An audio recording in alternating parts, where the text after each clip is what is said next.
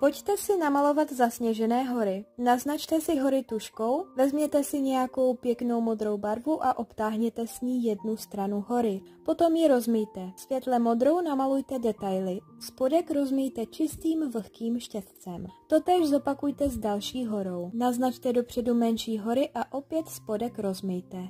Stinnou stranu hory pokryjte tmavě modrou. Ještě za mokra okraje obtáhněte tmavší barvou. Totéž zopakujte u druhé hory. Znovu obtáhněte menší horu, pokud je třeba. Přidejte poslední do popředí a barvu znovu rozmijte. Plochu na oblohu namočte vodou. Do mokrého namalujte modrou a šedou barvou oblohu a vynechte místo na mraky. V popředí naznačte modrošedou zasněžený kopec. Barvu rozmijte. Světle modrou namalujte nad kopec siluety stromů. Až uschnou, namalujte přes ně tmavší barvou další větší stromy. Tenkým štětcem hory obtáhněte a přidejte detaily, kde je třeba. A je hotovo. Co mám namalovat příště?